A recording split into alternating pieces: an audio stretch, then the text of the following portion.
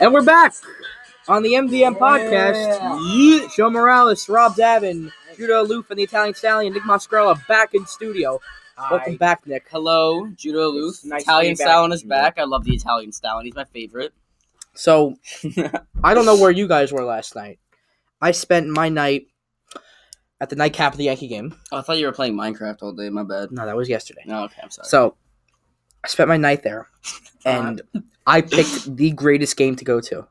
Gleyber Torres. Gleyber Torres. I sat him in fantasy. Is an absolute monster. Kill me. Not only when he plays major league teams, but when he plays the Orioles, he turns into Babe Ruth. He pins them down. What was it, 12 home runs? I have never seen one person do so much damage against another guy. Here, you guys can see I have the stats right here. In 58 games against 58 at-bats, against the Orioles, 13 home runs, 20 RBIs, and he's hitting .414.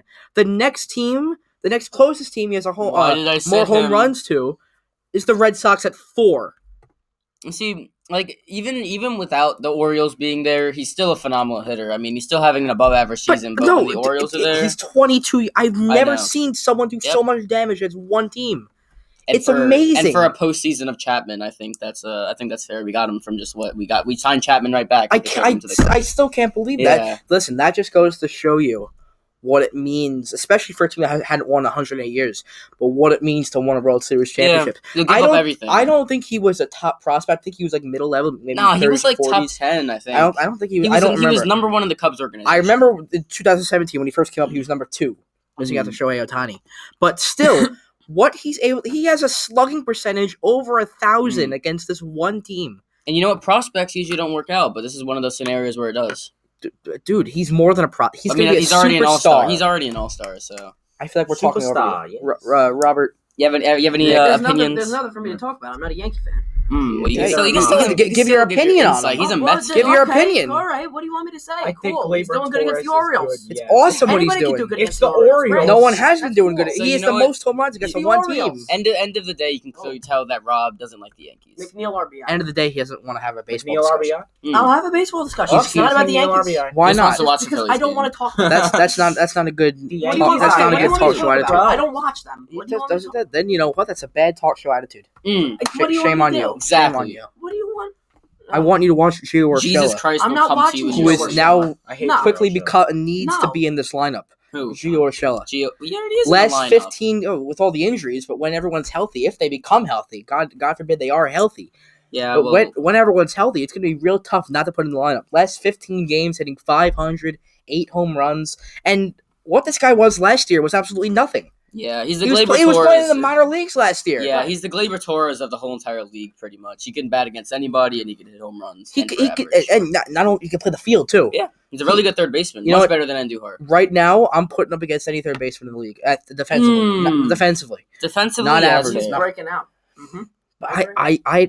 I'm not ready to buy into him and say this guy is the third base for the future. I mean, it's I'm only not one ready year, for that. but you know. Not at all. Because listen, he had no proven track record before this. Right. So not one bit am I ready. You know, now he's becoming a man. I mean, he's doing a lot. You can see he's doing a lot of weightlifting. You've seen his off-season training when it comes to between games. He's doing a lot of work to improve his game. You can see it in his swing. He's really getting a lot of power since he came from the Diamondbacks, I think it was. Cleveland. Indians. Toronto first. And Indians. And they got what they trade. No, they had him. They got him last year In the Miller deal, didn't they? No, they got him last year in the middle of the year. But he getting back to that, he had no bat. Yeah. And that was really holding him back because we knew the defense. When he was playing on those good teams for the Blue Jays in 2014 and 15 and so on, we knew what his glove had. What he can contribute, yeah. But now when he's able to hit 330, I don't know if he could do it but he is doing it consistently. I mean, you know, no matter what we gave up, I mean, obviously there would be some bad deals, but you know, since we didn't really hear much about who the players we gave up, it was definitely a steal of a trade. And you know what? Don't even just say Torres and Urshela. Every guy, with excluding Kendrys Morales, who was awful when he was here. Everyone except him. What do you expect? Aaron Boone was able to slide him into this lineup, and they somehow contributed. Give me anyone. Mike Ford, he's hitting bombs left and right. Mike Tuchman is now emerging as a young right fielder. He's a stud. Kyle Higashioka and Austin Romine. These guys are backup and AAA catchers. Higashioka was a meme. I mean, I don't even know. Like, but he was putting up the 3-4 games before he was sent down. Now he's an actual serious MLB player. Of course, respected, and even let's go Blesic Valera. Switch hitting second baseman. He's been a good backup, but he's back in the minor leagues now. Any guy you guys have been Aaron Boone is thrown into the lineup has worked. And you know what? I don't know who to credit it to completely, but I mean, I had some questions for Aaron Boone being the manager, but he's coming through now. I'll give you two guys: Brian Cashman and Marcus Thames. A hitting coach and general manager. Well, general manager, I mean, how much could they help the process? Listen, these analytic departments are able to spot guys left and right. Yeah. Listen, people. That's why I love analytics. People wrote off Gio Urshela. No one was interested in Mike Talkman. Cameron Maben, I forgot to include him. Cameron Maben was completely. He's a little bit of a veteran, but I think he had no value. He was playing AAA ball in Cleveland. Yeah. Another guy we stole from Cleveland. Poor Cleveland. Poor Cleveland. Wait, wasn't he on the Giants at one point? Was that we got him from the Giants? Maybe he's 32 years old. He's jumped around all over the place. Journeyman. He's been that fourth outfielder for everyone, and he's still being fourth. But if you're gonna be a fourth outfielder and hit 315, I don't mind. That's awesome. Yeah. But the game I didn't go to yesterday, game 1, was James Paxton started. I saw an opener. James Paxton I didn't start him either. Got the win. It was quality start. Listen, I'm going to contradict myself here. I love what Tanaka did in Toronto, but I'm going to say what Paxton was the Orioles. Well, all right? This year, the Canadian left-hander, honestly, hasn't been giving me what I expected. I really expected more from such a consistently good pitcher, and really he has like a 4.5 ERA this season? Something like that. 4.32, I think it was. Not the worst season we've seen, but definitely a step down from the Mariners. How many times have we seen this before where people have came from other teams and struggled in New York? Yeah, well, I mean, it's a big market. The fans are expecting. Look, go to Sonny Gray. I mean, he wasn't able to pan out here, but he's succeeding again in Cincinnati. You come to New York Yankee Stadium, and you see Tanaka struggle from the long ball over the short porch. And now you're seeing Paxton; he's really struggling from short home runs. But they're gonna eventually adjust. But right now, it's gonna take a little bit of time. Tanaka is the true professional. Yeah. If you need a big out, this guy is getting. And he does do well in the postseason. That's what I'm saying. He's a big time starting pitcher. Yeah. In a big game, that's my choice. Worth the money, I'm not sure, but if he does come through for the Yankees this postseason, his contract is coming up. I don't know if it's this year or the next year, but his contract's coming up. I wouldn't be surprised if they do re-sign him. See, the Yankees are probably going to overpay. He's been awesome. They're probably going to overpay, but why not? But I wouldn't. This money. I wouldn't be mad if they gave Tanaka like $13 million. I think he's worth it at that point. But what I saw from Paxton yesterday was quality. It wasn't awesome.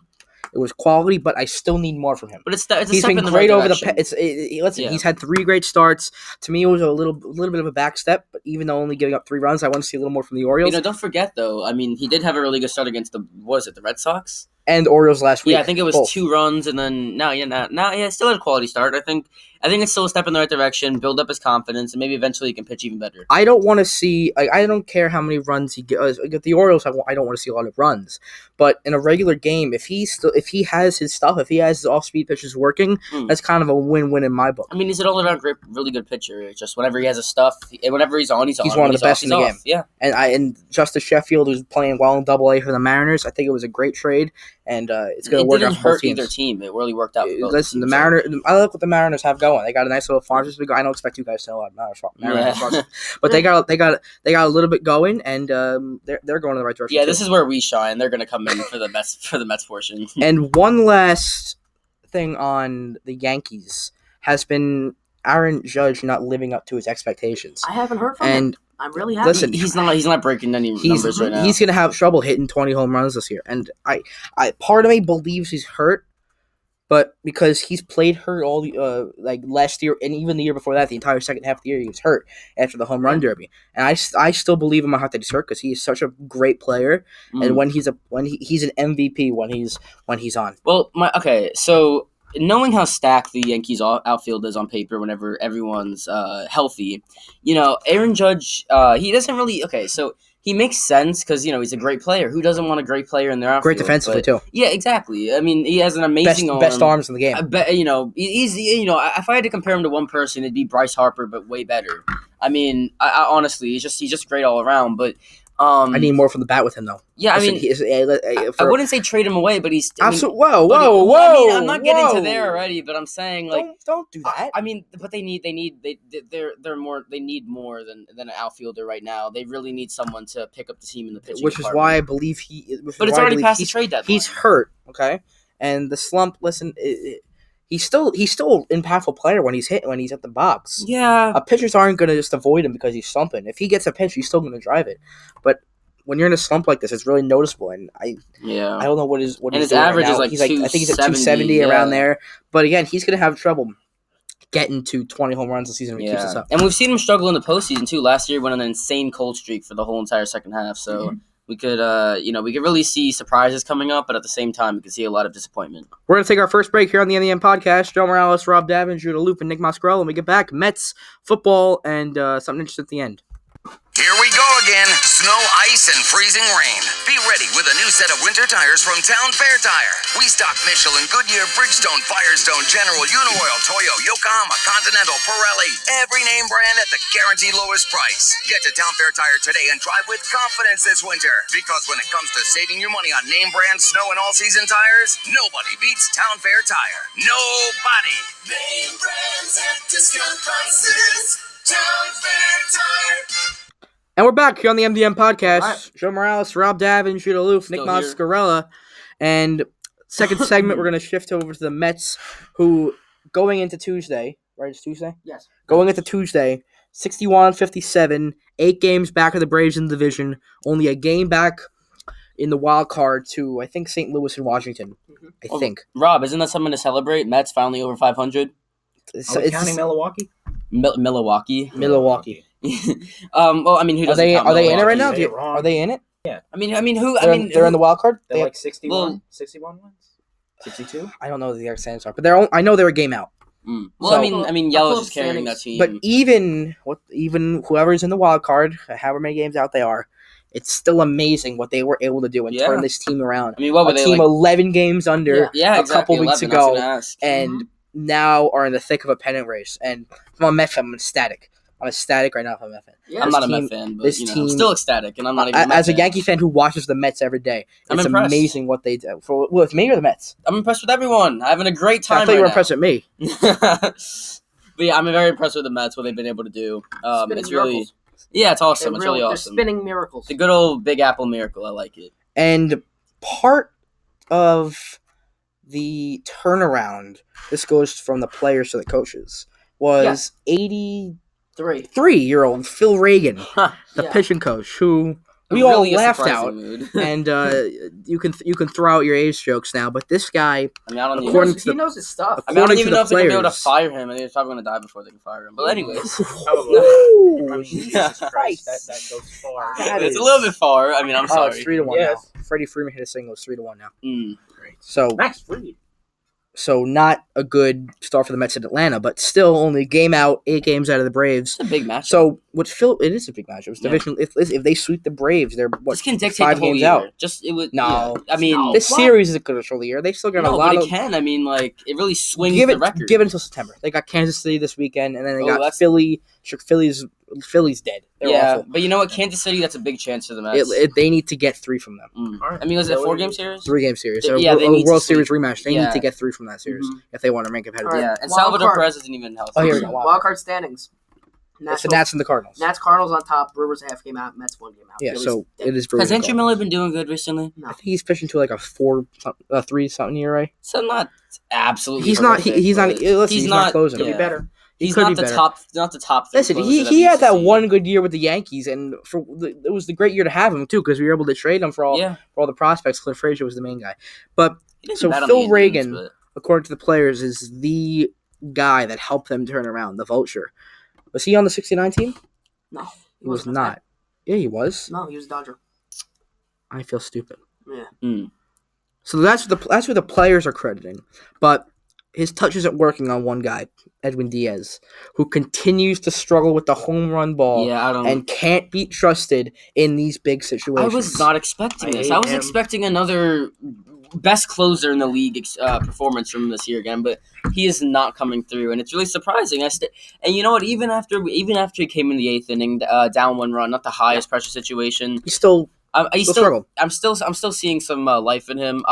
He's really a longevity play here because pitchers, they can pitch up until they're 37. I'm not saying they get better with age. I'm not saying keep them for that long. Verlander, with more experience, Frankie. with more savviness as a veteran, I'm expecting Edwin Diaz to turn around soon enough. I'm not saying trade him away next offseason. It's way too late to send him to the minors because the minor league season ends on September 1st. You don't send Edwin Diaz to the minors. That's something that I wouldn't imagine any team doing. Coming from a Met fan who watches him pitch almost every day, it looks like he's afraid to pitch. He's got good stuff. I would not be surprised. He just can't execute them. It goes back to the same thing with James Paxton and Sonny Gray. It's tough to, especially as a 25-year-old. It's tough to come here and play and with expectations. No health issues either. It just I don't know exactly what's happening, but I mean he can turn it around. I definitely believe that. Well, when you watch him pitch, he hangs slider after slider after slider, and of course the 330 hitter Victor Robles takes him deep.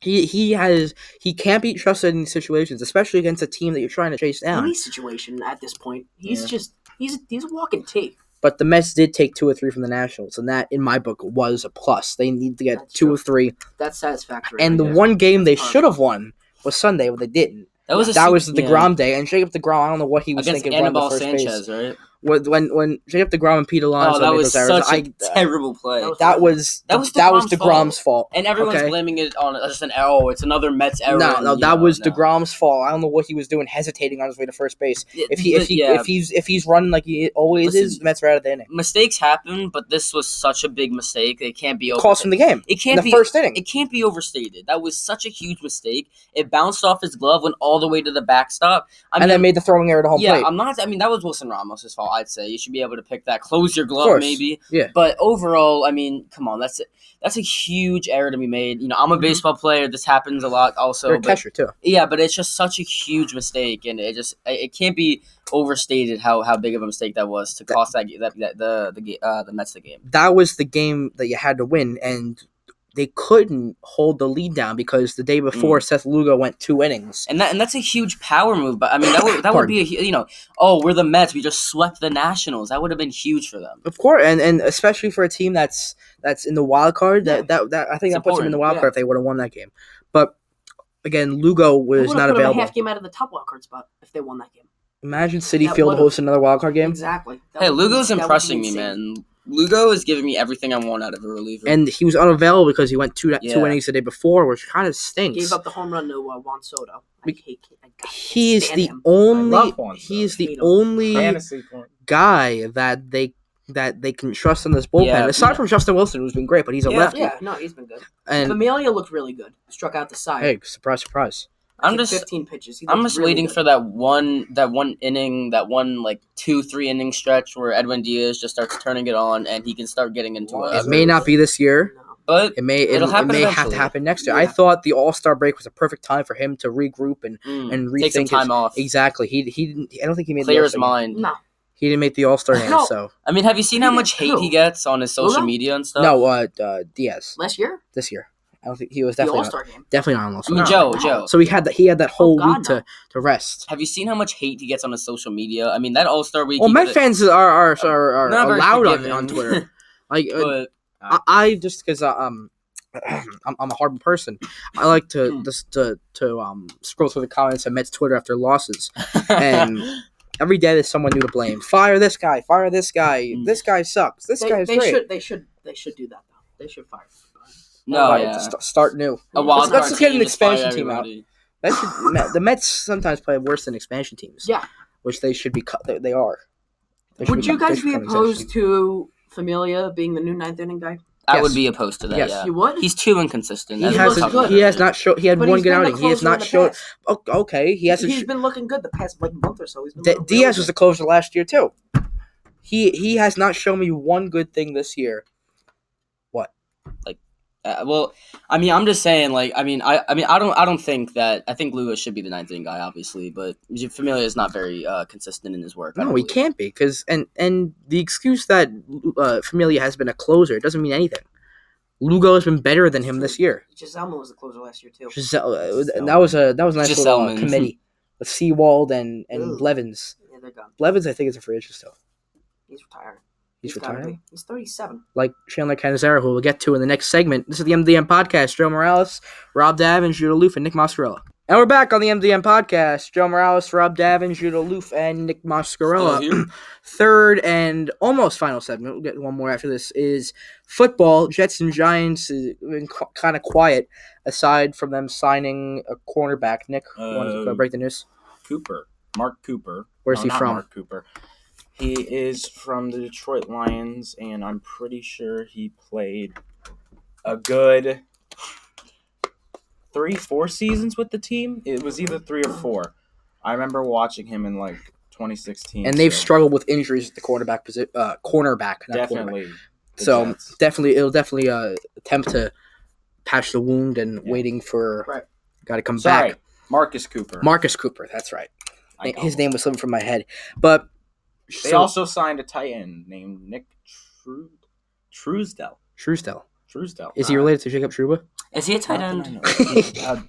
Yes, he just said it was. That's actually they waived him. My fault. You know what? That is, I do remember that because that is my brother's fiance's brother's best friend. Hold up, brother's fiance's brother's best friend. So your sister's-in-law's brother's friend. Yeah.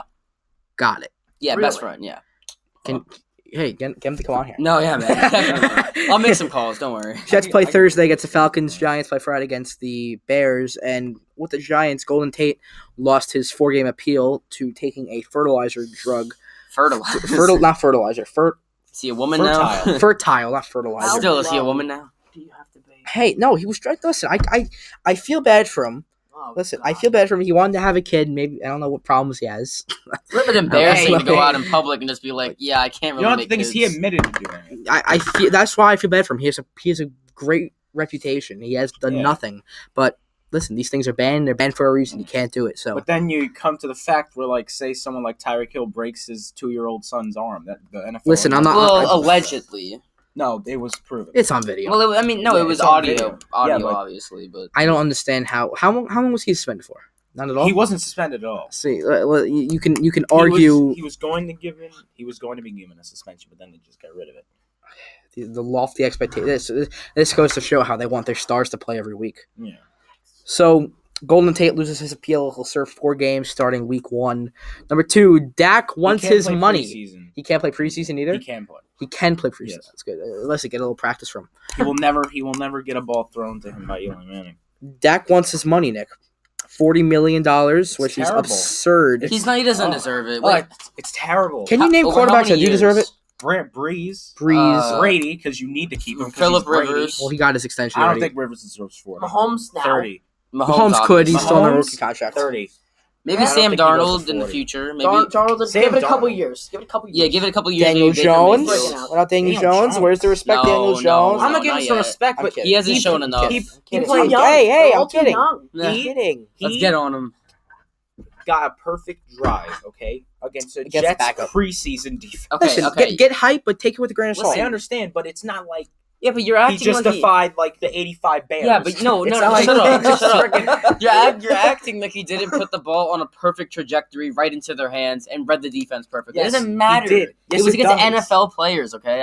Listen, I know it wasn't the Jets starting lineup, but my point is that he still did. He still looked good for his first. Adams wasn't playing. Yeah, no, but someone like Jamal. For someone's first game, defensive players on the Jets. I swear, if Jamal Adams was marked on that guy, knowing his elusiveness, he would have picked that. I'm sorry, no. Honestly, no, he read the I don't understand how that ball even got to him. No, I watched the video. It looked like it was literally going to the freaking safety. Listen, it was cover defense. He read it perfectly, and it doesn't matter. He still played like an NFL quarterback. And it was his first game. Yeah, I don't know. Listen, most guys come in here in their first game struggle a bit. He went 5 for 5. Dwayne Haskins. You see what he did? Exactly. 2 interceptions, but that was against the Browns, though.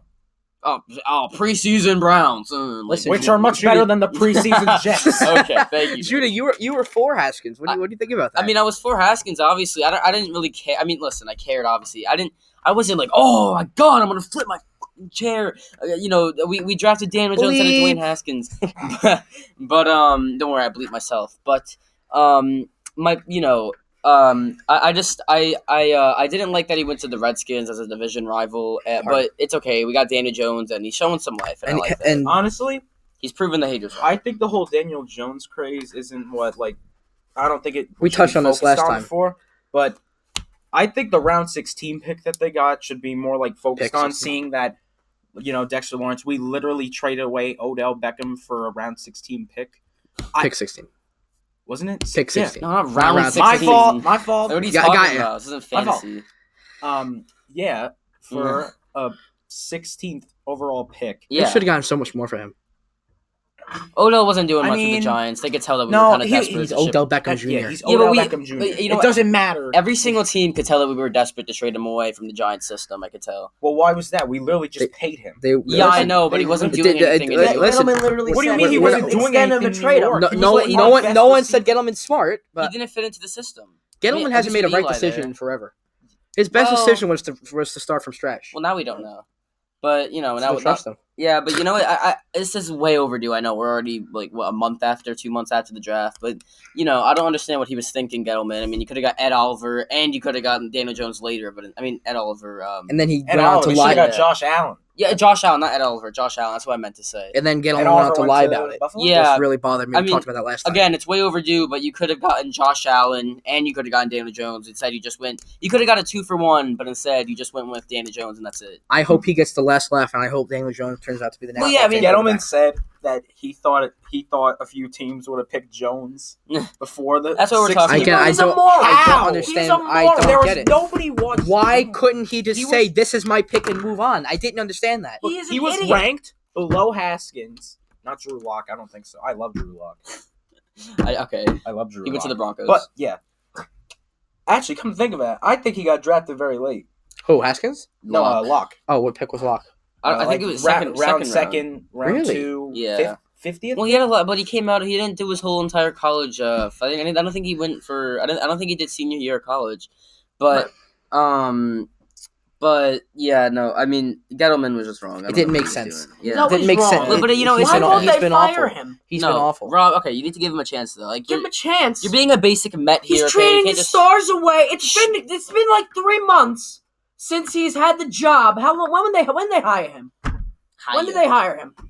Can we get on that? What was that? Beginning of last year? He's not new. Look, come on! They fired the other, and it only hurt him to lie about his draft pick. They were a playoff team. Rob, listen. But then they got injured. It wasn't 2017. Wasn't his fault. You need to let him rebuild because if he's going into rebuild, 2017, you can't just 2017. Yeah, but Rob, you can't. They're coming out of a wild card game. But listen, they had expectations in 2017 where they got destroyed by the Packers. They could have built off that. They won 11 games. They were a wild card team. Yes, they went 11-5. But even in 2017, they were so injured that they couldn't make a run again. After that, they decided to blow it up. That doesn't mean you blow it up if they all get hurt. Why does that mean you blow it up? You have the cap space. You had to re-sign Odell Beckham. Okay, and they traded him. They traded him away, Judah. After they traded him away. It's like they gave that money for nothing. But yeah, listen. But that was the That was the last. They paid him to get rid of him. Listen, that was the last year Eli Manning was actually being good, and Odell Beckham was overpaid and didn't fit into the system with an aged Eli Manning. Obviously, Gettleman didn't know that Eli was going to suck exactly, the next year. It's not his fault. So you do send it into full rebuild because you can't do anything about it. Now and Eli's getting older. Now that you paid Odell and he didn't know that Eli was going to play like absolute. And then, like a complete dog. You didn't know he was going to play like a dog. Yeah, no, okay. I tried to censor myself. I'm sorry, but it's not. Judah's pissed. It's not Gettleman's. I mean, you do throw it into full rebuild mode, and you have to. I'm all for it. Just because you go into full rebuild, you have to let the man. You have to let the GM go into full rebuild. You can't just say, okay, you have to fire him because he's in rebuild. You have to let the. You have to let I'm just saying. This reminds me of the Knicks. That's all I'm saying. No, stop. Yeah, the Giants have at least won in the past 10 years. We made the playoffs. We made the playoffs. Come on. No, don't compare the way they're going now, they're not going to win for another. Excuse me. We made the playoffs with Ben McAdoo. Do not compare the Knicks to the Giants. Yeah, come on. We have way more. Do not compare the Knicks to the Giants. Yeah. I am. No, I am. I mean, they're the looking Knicks, really bad. The Knicks didn't even get Kyrie. No, you can't need him either. Listen, I know, but it would have been so much. Rob, who was the bright young guy of the Knicks? Frank Nitkila or whatever his name is. Ntilikina. Yeah. Now what? Daniel Jones to Frank. They got Kevin Knox. They got R.J. Barrett. Yeah, but none of the. R.J. Barrett's the only one that has a chance to turn out good. I mean, Gary Sanchez did something. There's a lot more young. I think there's a lot more of a future for the Giants than there is for the Knicks. Why did they get rid of Porzingis? Because he had 1 year left. He didn't like playing money here. or something. He didn't like playing. I don't blame him. All right, so before we head to our last segment, Antonio Brown is allegedly refusing to play. He's the biggest. Such a babe. Mr. He already his helmet. No, he already. Yeah, no, he's literally the biggest. Listen. He is being inconsiderate and selfish and babyish because what the NFL decided to do was make the helmets safer based on their scientific technology. Well, listen to me. So, quote unquote scientific. I mean, listen. My point is just that there's been multiple players that have already complained about this. Like the infamous Tom Brady has even said that. He's going to be hard to adjust, but he didn't go on record and say, "Oh, I'm not going to play anymore." But that is only because people do not like change. Okay, they will eventually get over it because these things are only going to help them. The man gets paid millions and millions of dollars. He was on the cover of the video game last year. He's going to retire because he doesn't want to wear the helmet? Come on! I mean, he's even going on Twitter. Come on, NFL. Cover this up. I don't want to see this. Cover this up. No, walk him out. Listen. The thing is, he's even going on Twitter asking people for a helmet. Yeah, and I quote, "I'm looking for a Shoot Air Advantage adult large helmet that was manufactured in 2010 or after. In exchange, I will trade a signed practice worn at Raiders helmet." Practice worn. Oh, shoot. Practice worn. Oh, shoot. So listen, I mean, listen. This is this is already over. They addressed it on Twitter. Antonio Brown said that he's gonna move forward from it. It was already addressed. But, he has to. If not, retire. It was already addressed. Don't let the NFL deal with it. Don't let the NFL deal with it. Mr. Big Chest. Listen, he's nothing special. Brain could be that molecularly if he has to wear the helmet, he might not be. They already addressed this. Antonio Brown said he's not going to retire. But what this tells me to be this babyish, it just shows me that he doesn't really have the drive to play football like he used to whenever he was a rookie. I mean, he's setting things above. He's having better priorities. He's all that. He came out in the He's all that. He came out in the later rounds of the NFL draft, and he had the drive to be a team player, to win championships. But after he already emerged as one of the NFL's best players ever, I mean not ever, but in the current day, right. he stopped caring about the team and he started caring about his statistics. And I mean he's really, I feel like he really lost the drive to be great, and now all he cares about is how many receiving yards he can put up a game. Should be ashamed. Like he got mad at Juju Smith-Schuster for getting team MVP. And he even made fun of him on Twitter for fumbling the ball. It's a terrible teammate, in my opinion. We're going to get back. Last segment, I got a little story to tell. This is the MDM Podcast. And we're back here on the MDM Podcast, and we have a couple more minutes. So I'm going to wrap it up with a quick story I had yesterday going to the Yankee game. And one of the oddest and bizarrest experiences just going to the game. And even during the game was really awkward. Really? Because, I'll skip to I happened to sit next to the largest person on the planet, someone bigger than me. I was gonna say, I'm 5'10" and pretty hefty. Okay. I was gonna say bigger than you. When? This guy had to be about 6 foot 400 pounds. Oh my god! He sat right next to me, first row, Yankee Stadium. He fit in the seat. He fit in the seat. He took about half of my seat. Ugh. But not until the third inning, someone came and it wasn't his seat. Basically. So he was sitting and so he ruined my experience in 3 innings because he could not sit somewhere else. Not only was he inconveniencing other people, but he was even inconveniencing. He was in the wrong seat. Yeah. And on the other side, we had drunk people. I always get the worst people when I sit next to him. I don't want to He hear probably you. Bought 2 tickets. I don't know. I sat next to a bunch of drunk people when I went to a Rangers game once. Oh, Rangers and Yankee games have the worst people to sit. Well, they're so fun to go to. Hockey games in general, fans. People go crazy in hockey. I mean, they're intense. They're so intense. I mean, like literally, hockey, they scream at the players. It's fun. Yeah. I get people yelling at referees from the upper deck. I'm like, they can't hear you. And then whenever the NHL players... I love Sean Avery. Sean Avery's my favorite. Shout out to Sean Avery. I love him, bud. I don't know Sean Avery. Sean Avery's freaking awesome. So, I want to get to how I got to the stadium. So, I drove into Brooklyn, okay? Yeah. And I parked on 62nd and New Utrecht Avenue. Okay? So, parked the car, got on the train, got on the D up to Yankee Stadium. Okay. So, after 62nd, the 55th, and then 9th. When we got to 9th Avenue, this little Chinese woman rolled her shopping cart into the train. This isn't racist at all. No, it's really not. She brought a whole shopping cart. No. Yeah, it was like a big shopping cart. Okay. But in the shopping cart I'm scared. Was there a kid? A box of croissants. Cats, what? A bottle of maple... I wrote it all down because I knew I wanted to talk about this. God. A bottle of maple syrup. 2 gallons of organic milk. 2 boxes of drumstick ice cream cones. Oh. And this is it.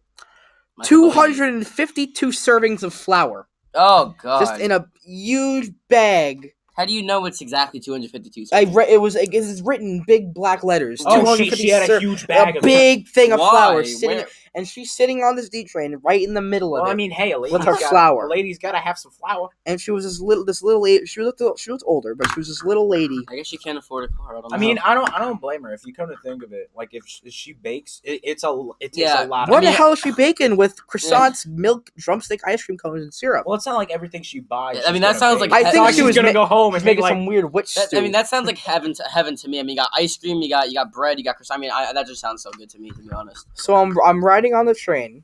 All right, we cross over the Manhattan Bridge to go into Manhattan. So, West 4th, Broadway Lafayette. Get up. What does that mean? Rob, you're New Jersey boy. I don't know any of these. Then when we get to 34th and Herald Square, this 4th. little, she couldn't have been any younger than 100 years old, okay? But what? Walks in with her knitting thing, sits directly next to, this train was packed, by the way, so everyone was getting up to let her sit. I didn't get up. And listen, 3 or 4 I'm gonna stops. tip the train, I can't get up, I'm sorry. Shut up! That's but 3 or 4 stops later, I think we were at Rockefeller Center. I love Rockefeller. And I started feeling bad for not getting up for this old lady. I wouldn't. So I'm like, all right, I'm going to get up. I look up from my phone.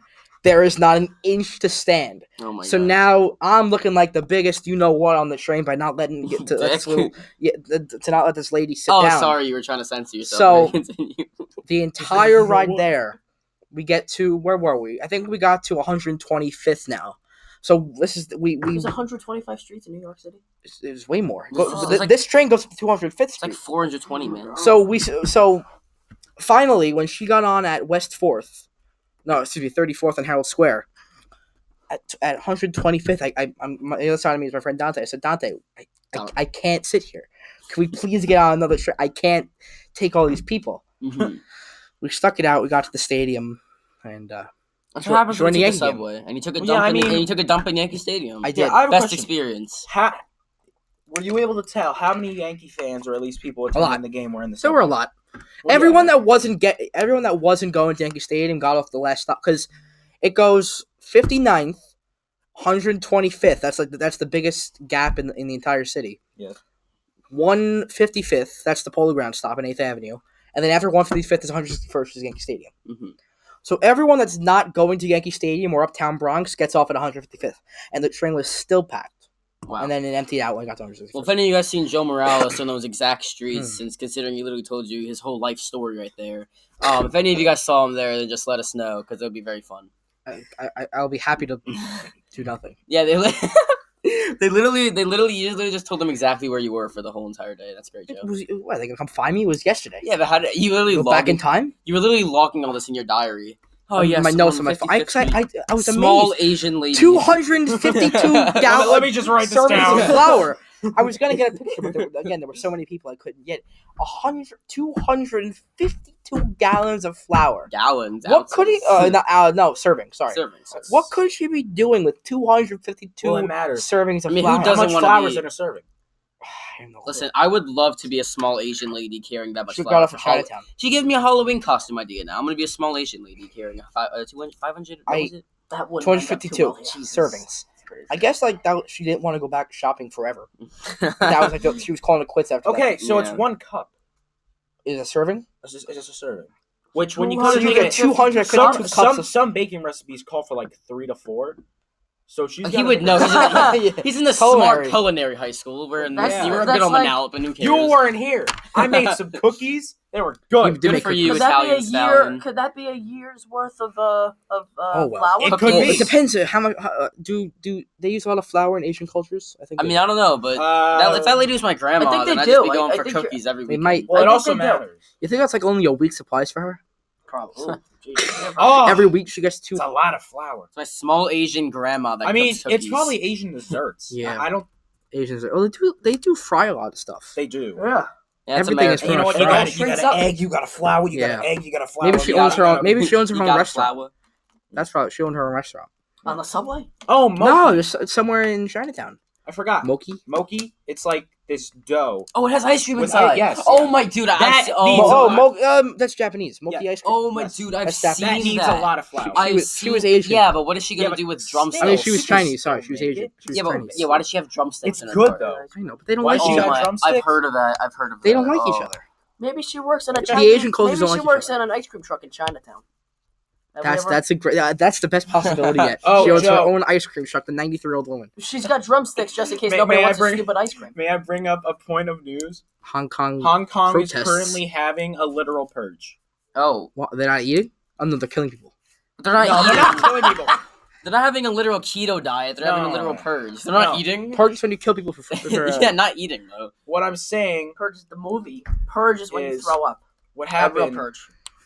Oh, the Purge the movie is when you kill people. Hong Kong is basically having like this whole because it's all they're political. In big protests now. Yeah, they're huge protests.